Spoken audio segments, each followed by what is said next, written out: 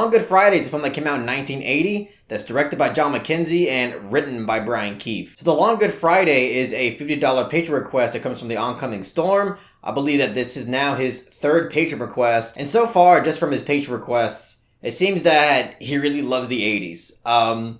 And apparently, he has a knack for requesting 80s films that are insanely overlooked and underrated, because I had such an awesome experience watching The Long Good Friday, and it is a shame that this film is so under the radar and really swept under the rug, because I have never heard of this film up until this point, and even people that I know that are huge into movies also have never heard of this film. And it reminded me a lot of The Oncoming Storm's first page request, which was a film called To Live and Die in LA, because they're both films that are essentially crime thrillers, and they both have such a hardcore 80s vibe to them. And it's mostly because of the type of score and soundtrack that's incorporated into both of those films. There's a whole lot of emphasis on this intense synthwave sound that I just think is so badass. And it really made The Long Good Friday that much more fun to watch, because you can tell when you're watching this film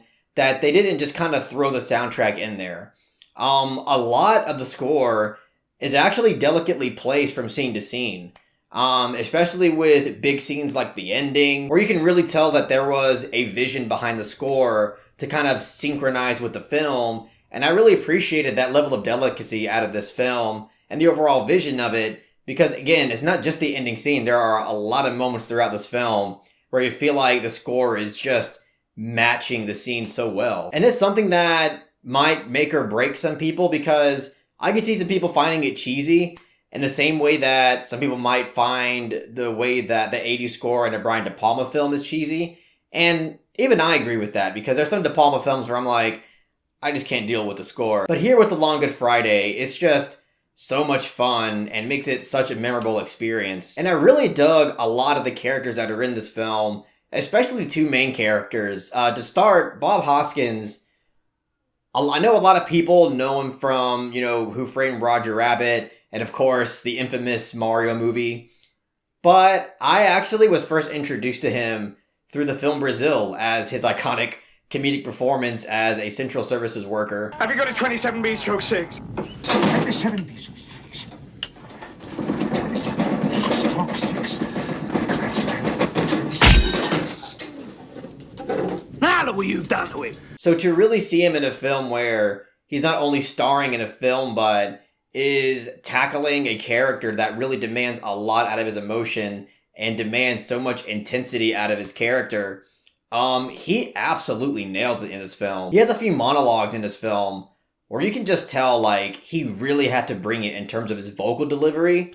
And again, he just knocks it out of the park, and he really sells this role incredibly well. You are fully convinced that he is this gangster crime boss type of character, but it also sets up a unique premise of the film where he's actually covering up murders that he's the victim from, that he actually had no part in, because he doesn't want to turn off and drive away these incredibly crucial American investors. He just knows that if all of this gang activity is being related back to his name, then they're going to walk away from the deal. So throughout this film, even when some of his own people and some close friends get murdered, he actually has to bite the bullet and cover up their own death. But I also really loved the ending shot and scene to this film, because it's a scene that really demands a lot from Bob Hoskins. He has to kind of give this really complex but yet subdued, nuanced performance where the camera is just stationary on his face for an extended period of time without cutting.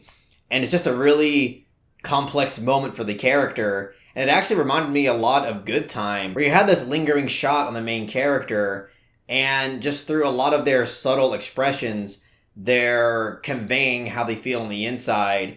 And it's just great filmmaking and brilliant acting as well. But Helen Mirren is also in this film, and I found her character and her performance to be quite incredible. She's basically a couple with Bob Hoskins' character, and she's so integral to the functionality of his business and his crime operations. And I just love how vital and important she was to the whole operation, because she's incredibly intelligent in this film.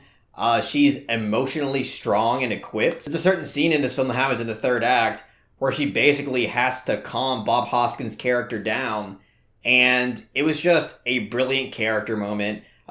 Brilliant scene in the film overall. And also, quite like Bob Hoskins' character, just found her incredibly interesting and nuanced. And I just loved the dynamic that they had between them because they just seemed like such a power crime couple. And I also liked how grounded, mature, and realistic this film felt.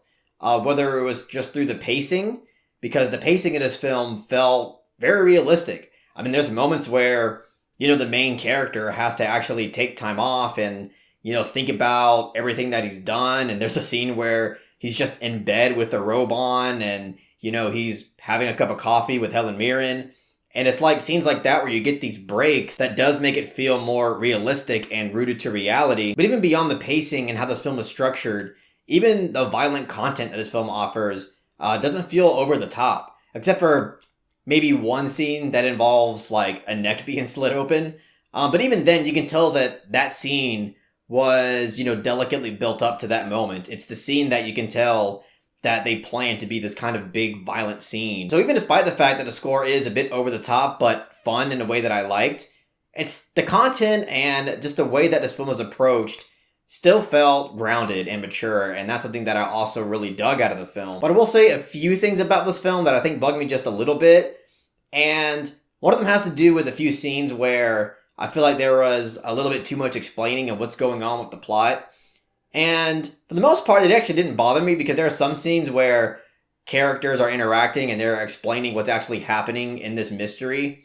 And I actually wanted more explaining because I'm like, I'm still not getting it. Then there are a few other scenes where I'm like, all right, I got it. And, we don't have to keep really talking about this topic. And as much as I really love the ending shot to this film, I think the ending itself is something that you can kind of see coming from a mile away. So it was a little bit predictable in that sense, and therefore just ever so slightly underwhelming. But at least it makes up for it by the way that it chooses to capture the final scene, because it really elevates the ending. But one last thing that I actually liked about this film before I give my rating was the camera work. There are a lot of moments in this film where the camera work was surprisingly stylized. One moment in particular that has to do with a bunch of live bodies being hung upside down. There was a moment during that sequence where the camera itself was also upside down and you're kind of experiencing this scary event through their perspective.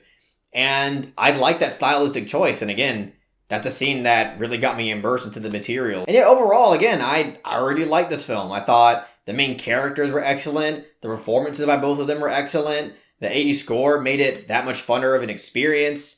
Again, has this rooted to reality and a mature approach to its subject matter and to its story. So I'm going to give The Long Good Friday a solid 8 out of 10.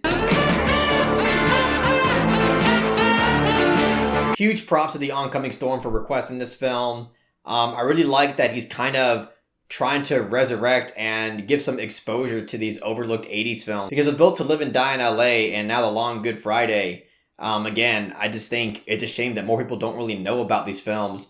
I personally like The Long Good Friday a bit more, but To Live and Die in LA is still no slouch, and I do recommend people to go watch it. I think you'll have a lot of fun with these movies. But that's all I got to say about The Long Good Friday. If you really enjoyed what I had to say about the film, just give it a thumbs up and share it amongst your friends. And don't forget to subscribe to the channel to be updated on more film-related content.